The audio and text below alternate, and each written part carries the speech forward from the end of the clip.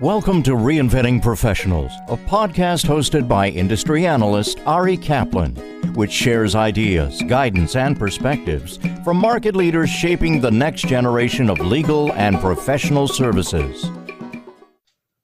Welcome to the final CEO Roundtable of 2020. I'm, of course, Ari Kaplan, and I'm privileged to be joined by Chris Stock. I'm the CEO of PCLaw Time Matters and board member of Leap Legal Software's US entity. Keith Laska, CEO of Hanzo. We are a data intelligence platform for enterprise dynamic data. Soumya Nettimi, CEO of ASG Legal Tech, which is the parent company of Practice Panther, Bill for Time, Maris Case, and Headnote. Pullan, I'm CEO and founder of ThoughtRiver, which is an intelligent contract negotiation platform. Denis-Smith. I am the CEO of Obelisk Support. We are a legal marketplace matching lawyers to projects. Ian Campbell, CEO of iCONECT, living in the document review space. Haresh Bhungalia, CEO of Casepoint, like Ian, living in the document review space. Massana, CEO of Neota Logic, a no-go platform for the legal and compliance community. Craig Carpenter, CEO of X1. We are a ESI collection platform for all types of evidence, whether it's cloud or on-prem or in data centers or wherever the data may reside. Fredette, and I'm the CEO of BARBRI Global, which is an online legal education company. Kiwi Camara, founder and CEO of Disco. We make end-to-end e-discovery and litigation solutions. It's so nice to see you all. I feel so lucky to do this. What did you learn about your business in 2020? I think one of the things we learned is that our business in particular is incredibly resilient, even through times like this pandemic. And a number of key reasons for that is really having great employees that we've empowered over the years to make good decisions and to be able to do that without seeking out permission to do so. We have an adaptable customer base. I mean, I'm sure everybody on this call would agree that lawyers are adaptable. Lawyers will survive anything because there will always be a need for lawyers. And even if their area of law is running quite slow, we know that it's easy for lawyers to pivot when they need to. They did it in 2008. They're doing it again now, and they'll do it again in the future when they need to. And then lastly, we've really discovered that working from home has really brought teams together. When you're running a business with multiple offices around the country, multiple teams around the country, quite often there can be a divide between those teams and offices. And really that's disappeared while we've been working from home. Teams are just teams. It's one company, one team, regardless of where you're geographically located. I would echo the resilience. It's amazing how teams can be resilient, and our business in particular was that and adaptable to an ever-changing bar exam schedule, et cetera. And again, I would echo appreciating the team. Our staff was incredible how they put the clients first. Even if they had challenges of their own throughout the year, clients always came first, which is amazing. I think the thing for me was the fact that we certainly got a little bit of an insight into our staff. They're working from home. It's their background. It's their kids. They're in their pajamas, doing calls at 9 o'clock at night if they needed to. I think the upside and the downside to working from home is that the computer is kind of always on. And I think that gets a little grating after a while. People did have a hard time turning it off at 5 o'clock, which is something that is a direct result of the pandemic. I think there's a little bit more visibility into everyone's real life. We all congregate in an office and sort of do our thing. And now we all had visibility into a little bit more of the personal lives of our staff. And I think it's given us a chance to get to know everybody that little bit much more. But I think that it has been particularly tough for the new people that you are onboarding. I think that for the people that were established, I think that that's gone well. I mean, the trust was there, the relationship were there. For the new people starting, I think it's been a little bit tough for this year. I think that we had to make more of an effort to bring these people up to speed, to learn from osmosis, to find ways for them to go to the water cooler, or to find ways for them to feel part of that team. So I agree with that, but we've been growing quite a bit. We've been recruiting, and that has been a little bit more of a challenge. For our company, we worked very well remotely, and it was pretty seamless, but you are kind of leveraging those existing relationships. But if there's a question which is, should we spend our money on having office space? I think the one thing we've learned is yes, because although we don't want to force people to come into the office on a 9 to 5, Monday to Friday basis, definitely that face-to-face collaboration is something that a lot of people have missed. And it's a different cadence to being on the screen. So we've got through it, but we will be spending a bit of money on offices next year, without a doubt. I think I've learned about how innovative and imaginative my team are. One of the things we did was to spin out our technology and build a new product out of it with a government grant. That was really fantastic. So, they really we know how to work remotely, obviously. That's what we've done from day one. And being able to create a white label product that we're actually demoing tomorrow. So I'm really excited and proud they've managed to produce that in 5 months.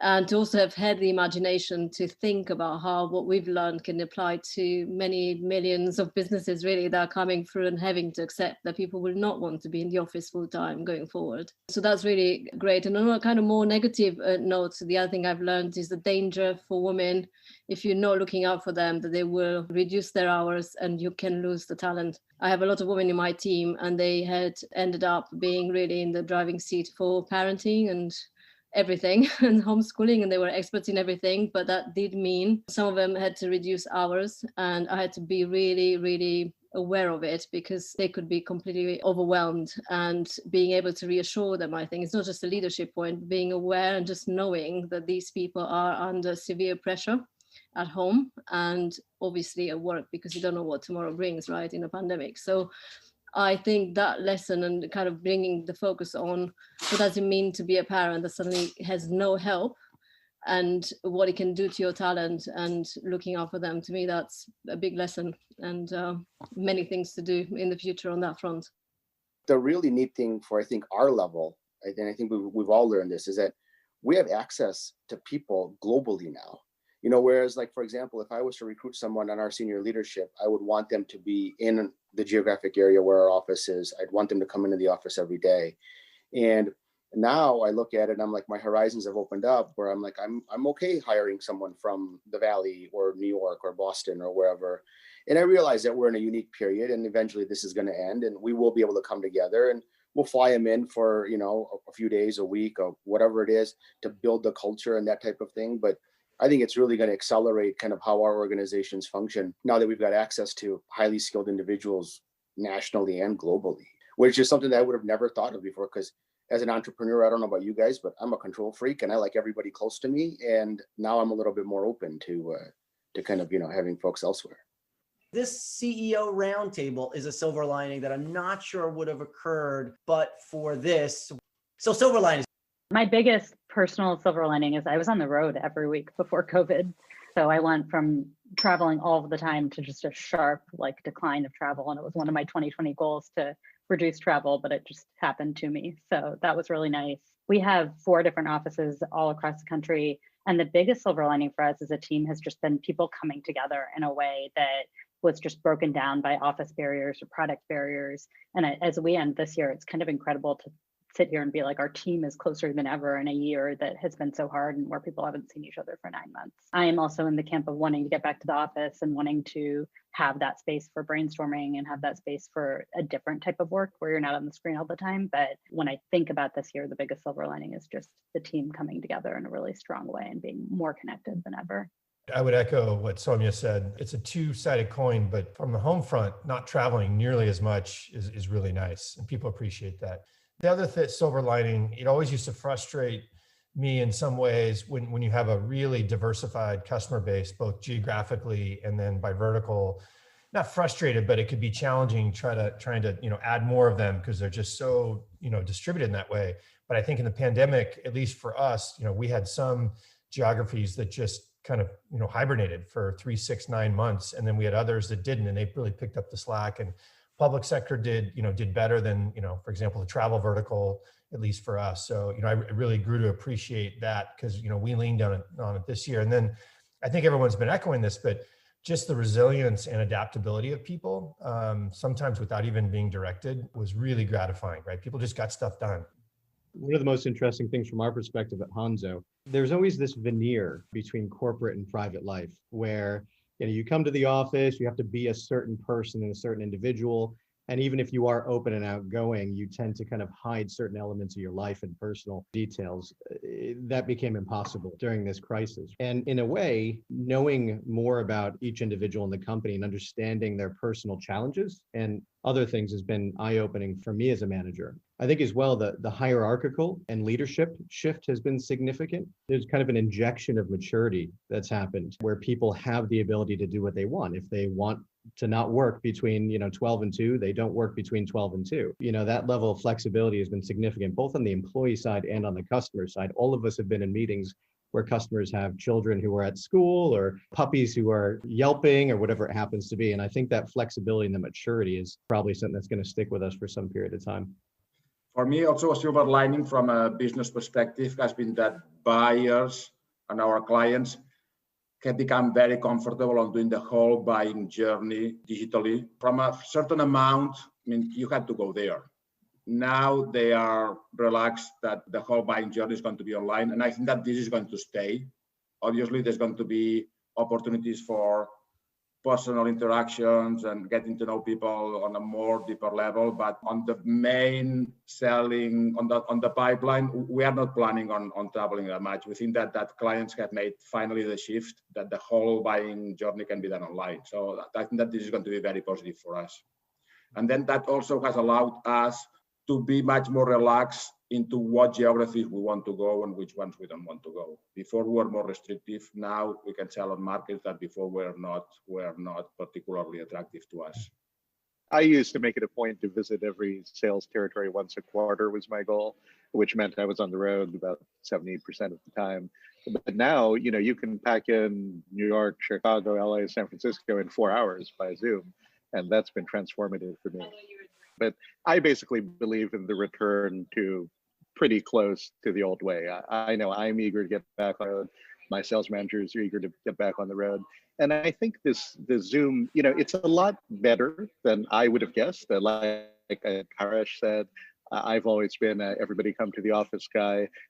I've relaxed that view a little bit, but I still think the office is much better. And especially for kind of junior, mid-level people who are learning things outside their specific role. You're a salesperson, you walk by a marketing meeting, or you're a product person, you walk by a finance meeting.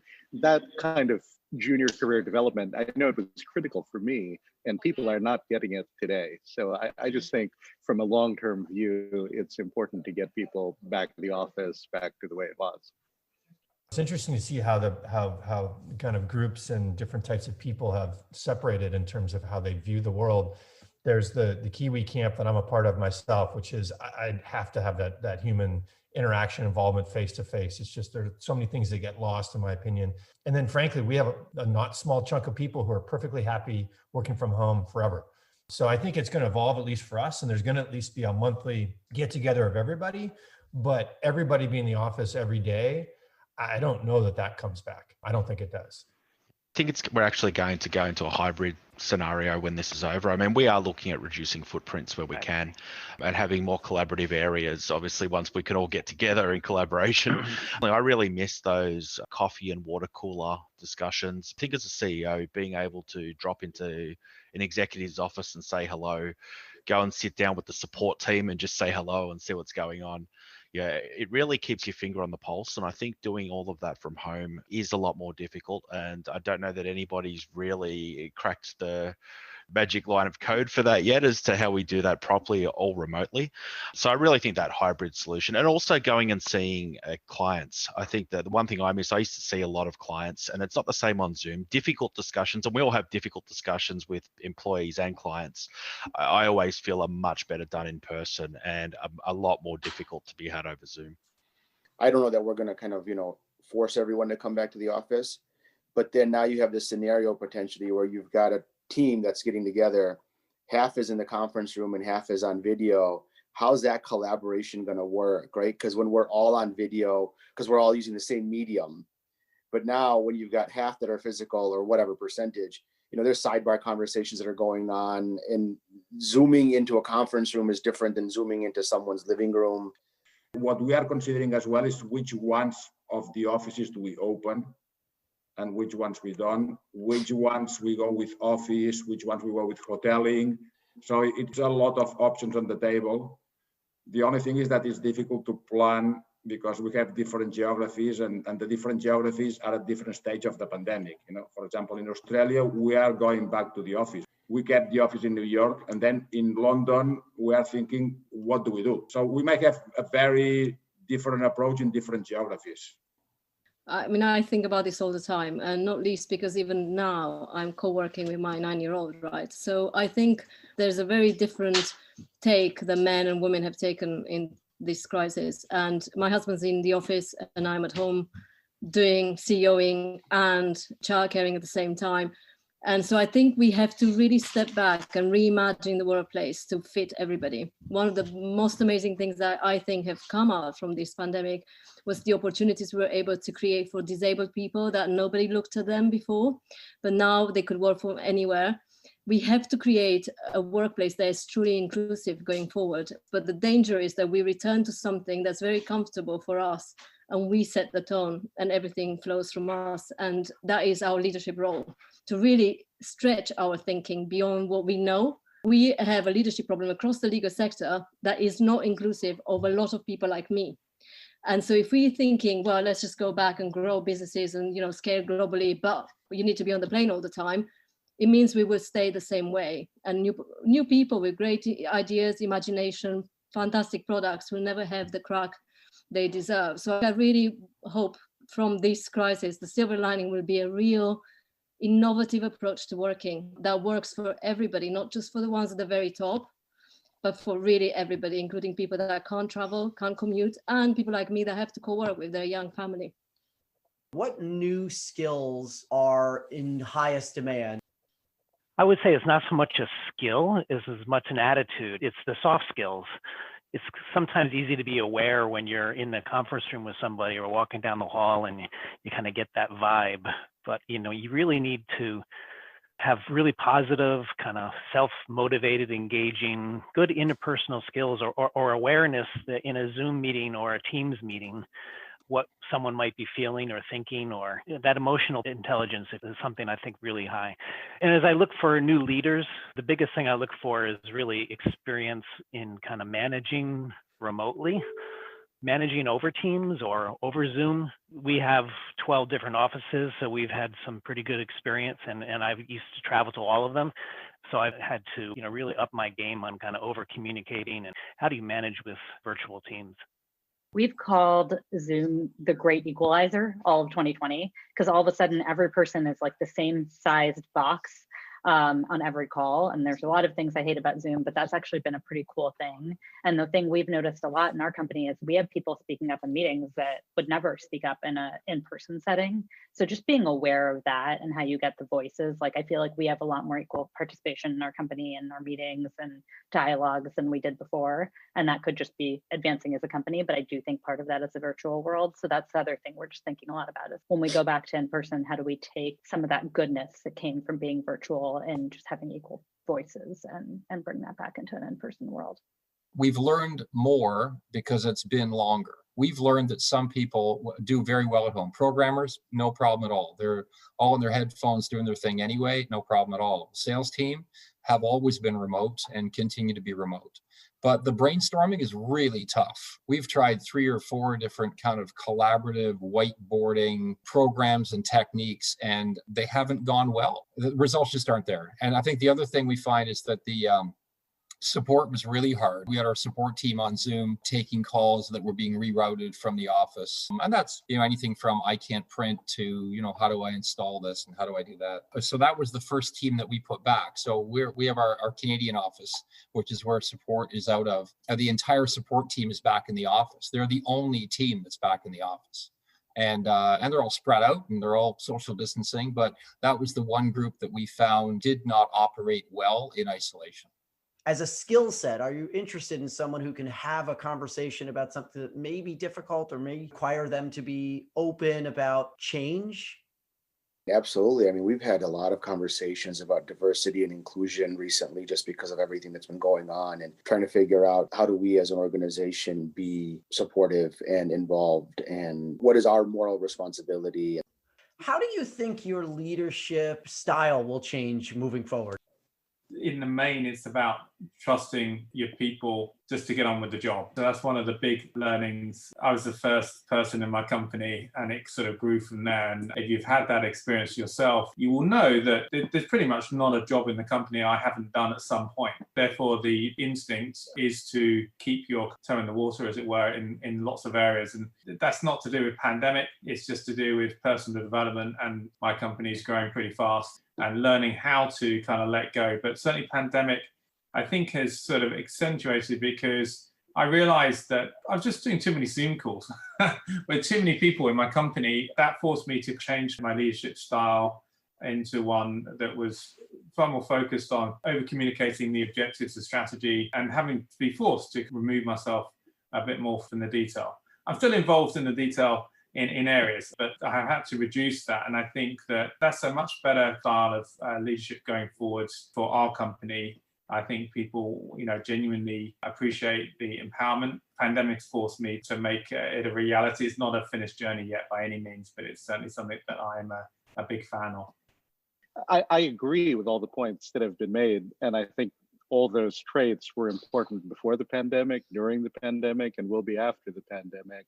But honestly, Ari, in my heart, I worry that we're at peak reaction right now, where we think everything's going to change. We're going to change all the lessons we've learned over 50 years, right, about how to build great high growth businesses. And I worry sometimes that we're going to throw the baby out with the bathwater, I think, is my basic perspective about all the reactions to the pandemic. And so at Disco, I really tried to say, that might be right, that the kinds of changes that we've discussed here on the call, they might be right, but let's see. Let's get out the other end with the vaccine. Let's make it a gradual process, and we'll find, as we always do, the happy medium that is the right answer. I've tried to be the voice of conservatism, for lack of a better word, which is not a role that I'm used to at Disco in terms of how quickly we change things in reaction to what's happened. When we live through these crises, we believe it's the end all be all and everything's going to change from this point forward. But a lot of us went through the dot-com bubble. We went through the 2008, 2009 crisis. And I think there's a difference between a moment of transformational change and then what has been influenced as a result of an event. I do believe people are going to be working from home more often. I do believe there's going to be more flexibility and understanding.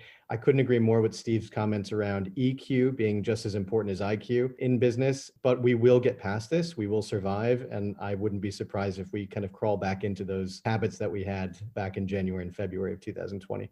What will clients expect in 2021 and beyond?